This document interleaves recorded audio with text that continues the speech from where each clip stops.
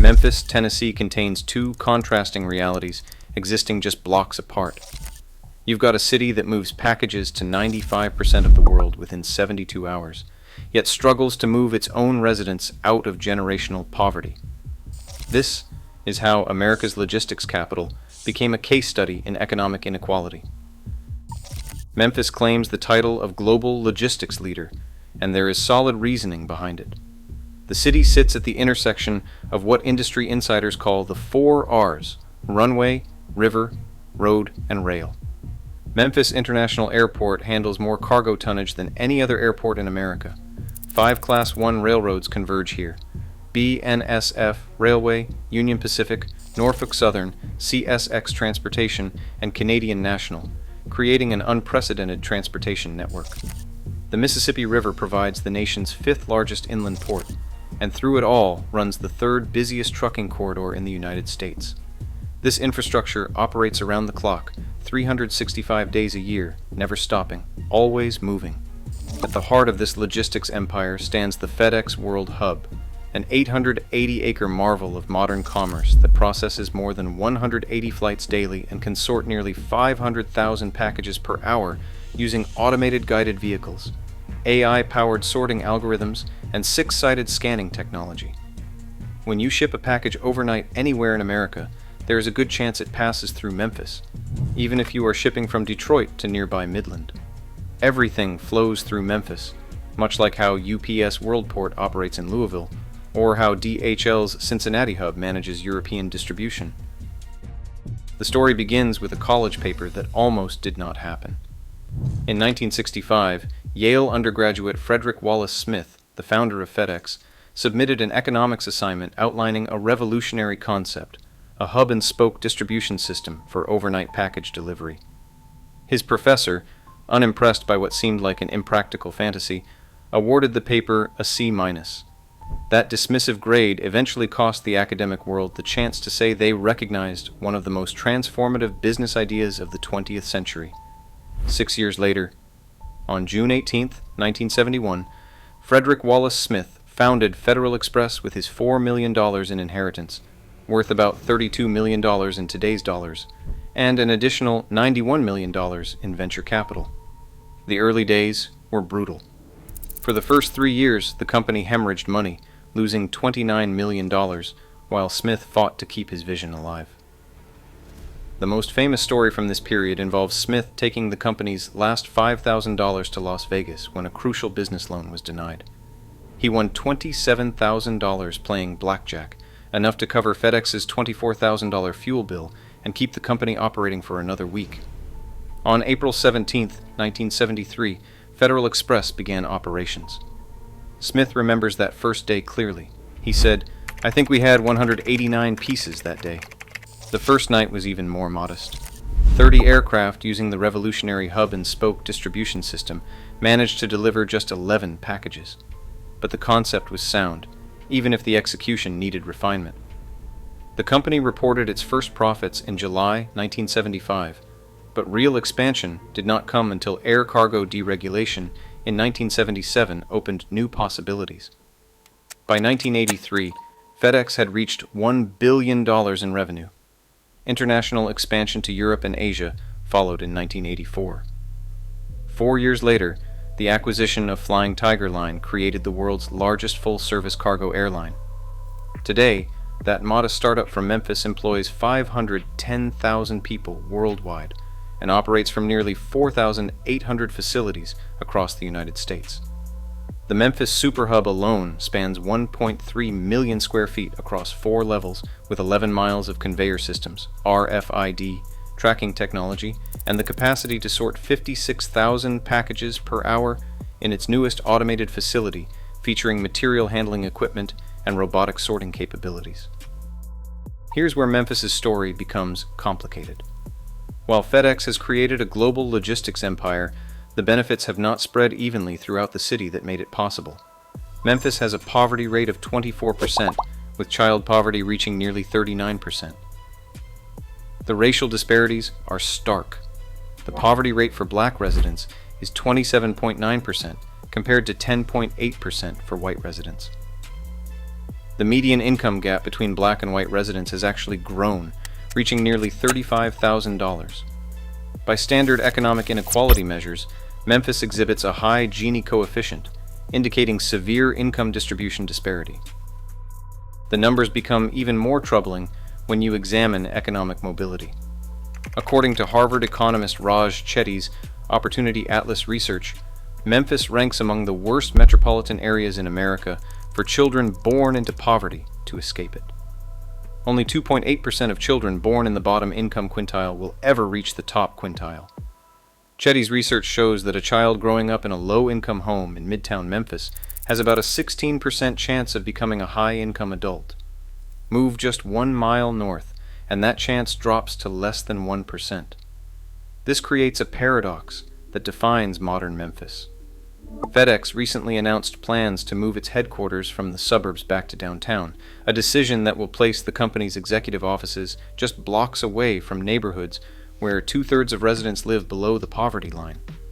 The company continues to invest heavily in Memphis, with a recent $1 billion expansion of the Super Hub and a new $220 million automated sorting facility that opened in October 2024. Plans are already underway for another massive e-commerce facility codenamed Hercules that would add 1.6 million square feet of sorting space. The logistics industry as a whole has been a major economic driver for Memphis. More than 3,600 companies employ 119,000 people in logistics jobs throughout the metropolitan area, a higher concentration than any other U.S. metro.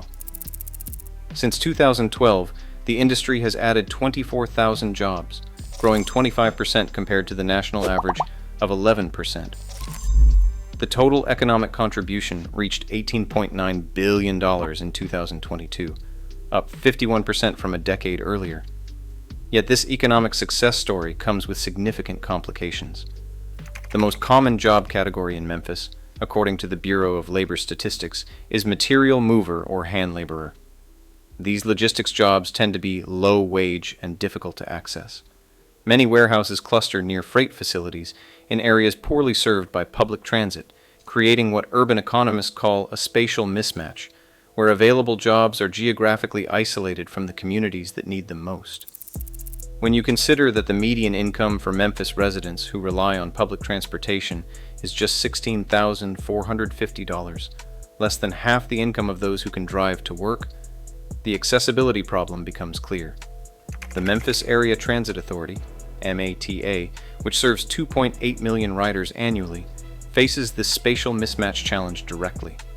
The spatial mismatch creates additional challenges. Large warehouses limit residential density and make it nearly impossible for public transit to provide convenient stops near workplace entrances. Temporary agency work placements and irregular shift schedules make it difficult for workers to plan transit use effectively. The result is a workforce that lives far from available jobs and lacks reliable transportation to reach them. The Memphis Area Transit Authority faces its own crisis. In 2024, officials discovered a $60 million budget deficit that threatens the already limited service. The system's ridership of 2.8 million people annually serves a population desperate for better transportation options, but funding shortfalls make improvements difficult. The inequality extends beyond transportation to housing and neighborhood development. Nearly 1/4 of homes in high-poverty neighborhoods stand vacant. 2/3 of renters in these areas are rent-burdened, paying more than 30% of their income for housing. 38 census tracts have experienced persistent poverty since 1980, with another 33 becoming high-poverty areas more recently. Only 2 tracts adjacent to downtown have improved since 1980. The contrast is striking when you compare different parts of the metropolitan area. In 2018, suburban unemployment was 4%, while the city itself struggled with 10% unemployment. This intra-metropolitan inequality ranks among the highest in America. Critics point to policy decisions that have reinforced these patterns. Economic development incentives, including tax increment financing and pilot programs, often prioritize job quantity over job quality. Recent examples include $1.2 million in tax freezes to attract 174 warehouse jobs paying $12.75 per hour, wages that keep workers below the poverty line even with full-time employment. The story becomes more complex when you consider Memphis's role in global commerce and supply chain management. The Greater Memphis Chamber proudly notes that the region's supply chain and logistics industry has the highest concentration of black professionals among all major metropolitan areas in the United States. This diversity represents both an achievement and a challenge. While it creates opportunities for professional advancement, it also highlights how the benefits of the logistics boom have been unevenly distributed. FedEx founder Frederick Wallace Smith passed away on June 21, 2025, at age 80, leaving behind a complicated legacy. Under his leadership, the company he built from a college paper became one of the world's most recognizable brands, appearing in Hollywood films such as Castaway and employing hundreds of thousands of workers globally. His innovations in hub-and-spoke distribution and logistics fundamentally changed how global commerce operates. Yet Smith's death also marked a moment for Memphis to reckon with what his legacy means for the city itself. Congressman Steve Cohen captured this complexity when he said that Memphis had lost its most important citizen, Fred Smith. He described FedEx as the engine of the local economy and called Fred Smith its visionary founder. Cohen added that, more than a business leader, Smith was a dedicated citizen who cared deeply about the city. The challenge facing Memphis today is how to leverage its logistics success into broader prosperity. The More for Memphis initiative represents one ambitious attempt, bringing together coalitions to address poverty with a comprehensive $1.4 billion effort 5 years in the making. As one organizer explained, our community has been struggling with economic mobility for generations. We want this to be right. We've got to stop trying to solve one problem at a time, one organization at a time. Meanwhile, FedEx continues its expansion in Memphis with warehouse automation and advanced material handling systems. The company's newest automated sorting facility incorporates state-of-the-art technology, including 6-sided scanning, RFID tracking, automated guided vehicles, and 1,000 cameras to monitor package flow. The planned Hercules facility would add even more capacity, connecting to the existing hub through an elevated bridge. These investments represent FedEx's continued commitment to Memphis as its global headquarters.